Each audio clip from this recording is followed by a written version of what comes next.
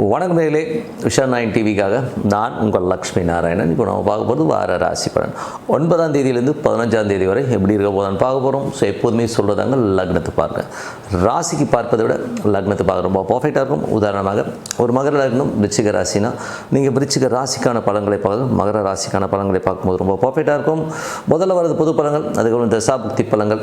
உங்கள் ஜனனகால ஜாதகத்தில் என்ன தசாபுக்தி அந்தரங்களோ அதை நோட் பண்ணி வச்சு அதை மிங்கிள் பண்ணி பாருங்கள், ரொம்ப பர்ஃபெக்டாக இருக்கும். வீடியோட எண்டில் டிப் ஆஃப் த வீக் இருக்குது, மறக்காமல் பாருங்கள். கன்னிராசி. ஸோ கன்னிராசிக்கு வந்து பார்த்திங்கன்னா உங்களுக்கு ராசி அதிபதி புதன் வந்து பார்த்திங்கன்னா உங்களுக்கு வந்து 10ஆம் அதிபதி 6ல் தொழில் ரீதியான விஷயங்களில் நல்ல ஏற்றங்கள் நல்ல லாபங்கள் வர்றதுக்கான வாய்ப்பு, கேட்ட காசு கிடைக்கிறது, நல்ல ரொட்டேஷன்ஸ் வர்றதுக்கான வாய்ப்பும் ரொம்ப நல்லாயிருக்கு. தாய்மாமன் உறவு ஸோ கொஞ்சம் கவனமாக இருக்கணும். கடன் சம்மந்தமான விஷயங்கள் ஏதாவது கமிட்மெண்ட் கொடுத்திங்கன்னா கொஞ்சம் கவனமாக பார்த்துக்கிறது ரொம்ப ரொம்ப நல்லதுங்க.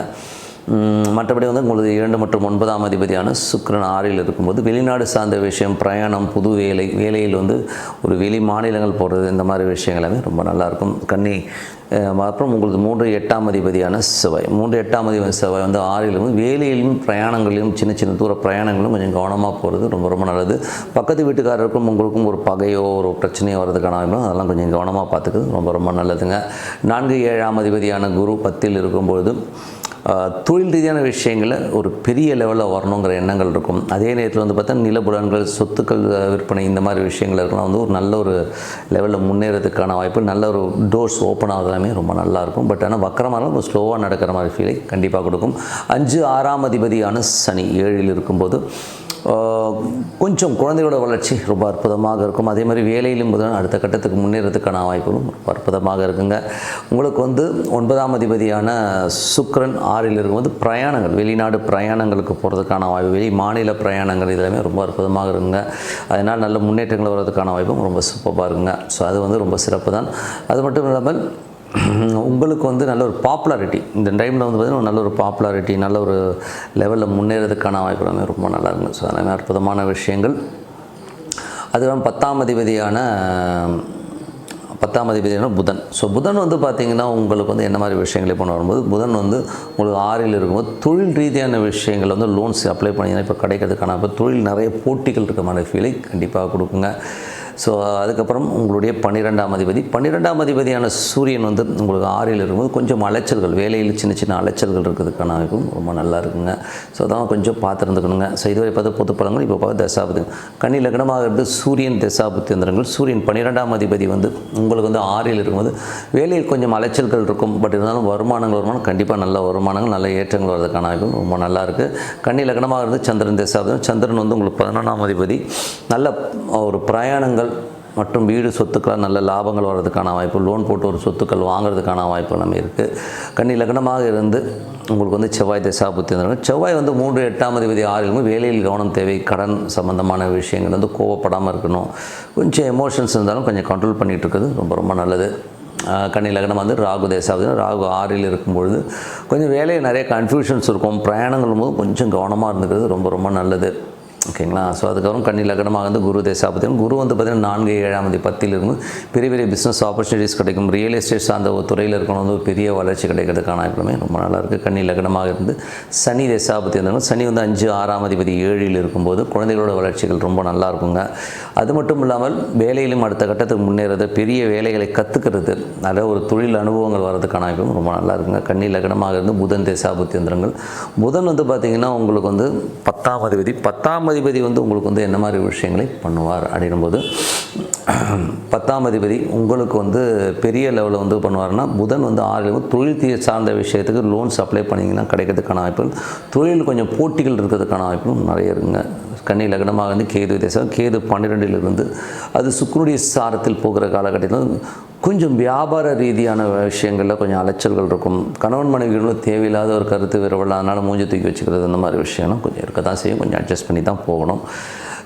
சில பேர் வந்து ஆன்மீக பிரயாணங்கள் போகலாம் அப்படிங்கிற எண்ணங்கள், வெளிநாடு வெளியூர் ஒரு பிரயாணங்கள் போகிறது, இந்த மாதிரி விஷயங்கள்லாம் நிறைய பிளான் பண்ணுவீங்க. கன்னி லக்னமாக இருந்து சுக்கிர தசாபுத்தி இருந்தாலும் சுக்கிரன் வந்து 2-9ஆம் அதிபதி 7ல் இருக்கும்போது நிறைய பிரயாணங்களும் கணவன் மனைவி வந்து உல்லாசமாக செல்வதற்கான வாய்ப்புகளையும் நிறைய கொடுத்துருங்க. ஸோ மற்றபடி என்னங்க, என்னை பொறுத்தவரை ஒரு நல்ல ஒரு பிரார்த்தனை, மனதார இறைவனை பிரார்த்தனை பண்ணும்போது கண்டிப்பாக நம்ம அடுத்த லெவல் போகிறதுக்கான ரொம்ப சிறப்பாக இருக்குது. இப்போ பார்ப்போம் tip of the week. So tip of the வீக்கில் இப்போ நம்ம பார்க்க போகிறது வந்து நடைமுறையில் நிறைய சிக்கல்களை பார்ப்பது 2 பேருமே இருக்கும், ஆணுக்கும் சரி பெண்ணுக்கும் சரி. ஒரு நடைமுறை சிக்கல்கள் என்னென்னா, பெண்டாட்டி இருக்கும்போதே இன்னொரு துணைவியை தேடுறது, பொண்டாட்டி வப்பாட்டி இந்த மாதிரி ஒரு ஜானரில் வாழ்க்கை நிறைய பேருக்கு மாறுது. இது எதனால் ஏற்படுத்துங்கிறத தான் வந்து இந்த டிப் ஆஃப் த வீக்கில் சொல்ல போகிறோம். ஸோ உதாரணம் சொல்ல போனோம்னா, அழகான பொண்டாட்டி இருந்தும் குரங்கு போல் ஒரு வப்பாட்டியை பார்த்து ஓடுறது மனுஷன் ஏன் அப்படிங்கிறது வந்து நிறைய பேருக்கு அது ஒன்றுமே புரியாது. அது அவங்கள கேட்டால் தான் தெரியும் அதில் என்ன இருக்குதுன்னு. பட் இருந்தாலும் இந்த அமைப்பு ஏன் வருது அப்படின்னும் போது, மேஜராக இந்த ஆணாக இருந்தாலும் பெண்ணாக இருந்தாலும் இந்த மாதிரி ஒரு டைவர்ஷன், இந்த மாதிரி ஸ்ட்ரெஸ்ஸு, பெண்கள் பிரச்சனைகள், பெண்களே பிரச்சனையாகிறதெல்லாம் வந்து இந்த மீன லக்னக்காரர்களுக்கு வந்து அதிகமாக இருக்குங்க. ஸோ மீன லக்னக்காரர்கள் வந்து இந்த மாதிரி விஷயத்தில் வந்து ஆப்பு சீவி அது மேலே ஏறி அவங்களே உட்காந்துட்டு ஐயோ குத்துதே குடையுதேன்னு சொல்லிட்டு உதிகிறது வந்து ரொம்ப ஏன்னா மீன லக்னக்காரர்கள் தான் சுக்கிரன் 3 8ஆம் அதிபதியாக வந்து அந்த தசாபுத்தி அந்தரங்களோ இல்லை சுக்கிரனுடைய ஸ்டார் அமைஞ்சு இந்த மாதிரி இருந்ததுன்னா அந்த மாதிரி சிக்கல்களில் கண்டிப்பாக இது வந்து பெரிய ப்ராப்ளத்தில் மாட்டிக்கிறது அவங்க தான். இதனால் பொருள் இழப்பு இருக்குமான சொத்தை விட்டவன் நாட்டை விட்டவனோட கதையெல்லாம் பார்த்திங்கன்னா இப்படி தான் இருக்கும். ஓகேங்களா? ஸோ இது ஒரு பிரச்சனை. ஸோ இது மட்டும் இல்லாமல் வேறு யாருக்கு இருக்குன்னா இந்த ரிஷப ராசிக்காரர்கள், ஸோ ரிஷப ராசிக்காரர்களோ ரிஷப லக்னக்காரர்களோ அவங்களுக்கும் இந்த மாதிரி ஒரு ப்ராப்ளம் இருக்குது. ஏன்னா 8ஆம் அதிபதி சுக்கிரன் 8ஆம் அதிபதியாக வரும்பொழுது ஸோ அவங்களுக்கும் வந்து இந்த மாதிரி ஒரு டிசாஸ்டர், இந்த மாதிரி ஒரு டென்ஷன்ஸில் போய் மாட்டிக்கிறது. ஏன்னா வந்து சுக்கிரன் வந்து பெண்களால் வந்து அழிந்தவருடைய சரித்திரத்தை பார்த்திங்கன்னா அதுலேயும் வந்து இது வந்து மெயினான ஒரு விஷயமாக சுக்கிர தசாபுத்தி அந்தரங்கள் சுக்கிரன் நடக்கும்போது பெண்ணாக இருந்தாலும் அவங்களே அவங்களுடைய வீழ்ச்சிக்கு காரணமாக இருப்பாங்க.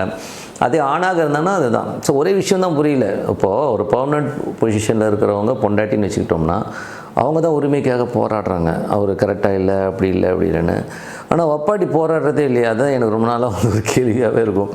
ஏன்னா ஒரு டெம்ப்ரவரியாக இருக்கிறவங்க வந்து எனக்கு பெர்மனெண்ட் போஸ்டிங் கொடுங்க அப்படின்னு கேட்கலாம்.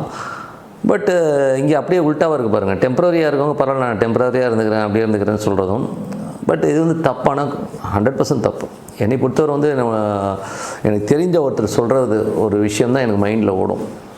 அவர் என்ன சொல்லுவார்னா, அவர் வந்து ஒரு பெரிய தொழிலதிபர் தான். அவர் சொல்லுவார், நரகள் சாப்பிடணும்னு தீர்மானம் பண்ணிட்டு நரகளை சாப்பிட்டுட்டு அப்படியே கையை கழுவிட்டு அங்கேயே போட்டு வந்துடும். அந்த நரகளை கொண்டாந்து வீட்டில் உட்கார வச்சுக்கிறதுங்கிறது வந்து நாத்தந்தான் அடிக்கும் அப்படிங்கிறது தான் உண்மையான வார்த்தை. ஸோ இந்த மாதிரி தொடர்புகளோ எண்ணங்களோ நம்ம மனசுக்கு வந்தோம்னா அதெல்லாம் வெளியிலே தூக்கி போட்டு குப்பையை போட்டுட்டு நம்ம குடும்பத்தை பார்க்கணும். ஏன்னா குடும்பம் தாங்க மெயின். ஸோ அந்த மாதிரி குடும்ப அமைப்பு மீன ராசிக்காரர்களோ மீன லக்னக்காரர்களோ துலாம் ராசிக்காரர்கள் லக்னக்காரர்கள் ரொம்ப ரொம்ப கேர்ஃபுல்லாக இருக்கும் இந்த விஷயத்தில். அது மட்டும் இல்லாமல் வேறு யாருக்கெல்லாம் சுக்கிரன் 6 8 போனாலும் அவங்களும் மாட்டுவாங்க. 3 6 8 12 மறைகிற காலகட்டங்களில் வந்து உங்களுக்கு அந்த மாதிரி அவமானங்களையும் டென்ஷன்ஸையும் கண்டிப்பாக உருவாக்கும். இது 100% உண்மை. அது மட்டும் இல்லாமல் வேறு யாருக்கு இன்னும் மேஜராக போகும்போது பெண்களுக்கு வந்து பார்த்திங்கன்னா கன்னி. ஸோ கன்னி லக்னக்காரர்கள் கன்னி ராசிக்காரர்கள் நிறைய பாதிப்புகளை உருவாகலாம். அதாவது ஆண்களால் அதிகம் பாதிக்கப்படுபவர்கள் கன்னி லக்னக்காரர்கள் கன்னி ராசி. ஏன்னா அவங்களுக்கு 3 8ஆம் அதிபதி செவ்வாயாக வரும்போது ஒரு சகோதரனாலேயோ ஒரு கணவனாலேயோ வந்து ஒரு பெரும் பாதிப்பு அவங்களுக்கு கண்டிப்பாக வரும். ஸோ அதனால் வந்து இந்த லக்னக்காரர்கள் ராசிக்காரர்கள் ரொம்ப ஜாக்கிரதையாக இருக்கும். என்னை பொறுத்த ஜென்ரலாக சொல்கிறது என்னென்னா, மனம் பேதலிக்கும், மனம் வந்து டைவர்ஷனை நோக்கி போகும். எனக்கு இது இல்லை, இது கிடைக்கல, அதனால் நாங்கள் போகிறேன், இதெல்லாம் வந்து சப்பு கொட்டு சொன்னாலும் நம் குழந்தைகளுக்காகவும் குடும்பத்துக்காகவும் கண்டிப்பாக ஒரு தியாக வாழ்க்கையை நம்ம வாழ்ந்து தான் ஆகணும். ஸோ அதை நினச்சிக்கிட்டு குடும்ப கௌரவம் கருதி வந்து நம்ம வந்து நல்ல வாழ்க்கையை வாழணுங்கிறது தான் மெயினான விஷயம். ஸோ அதை வந்து மைண்டில் வச்சுக்கோங்க. கிரகங்கள் 1000 சொன்னாலும் மனதுக்குன்னு ஒரு திடமான ஒரு விஷயம் நம்ம என்ன பண்ண போகிறோங்கிறத வந்து தெளிவாக யோசிங்க. ஏன்னா எனக்கு பொறுத்தவரை இதனால் வந்து ஒரு பெரிய சாம்ராஜ்யம் அழிஞ்சிருக்கு, பெரிய மன்னர்கள் கீழே விழுந்துருக்காங்க. அதனால தான் சொல்லுவோம், ஆவதும் பெண்ணாலே அழிவதும் பெண்ணாலே.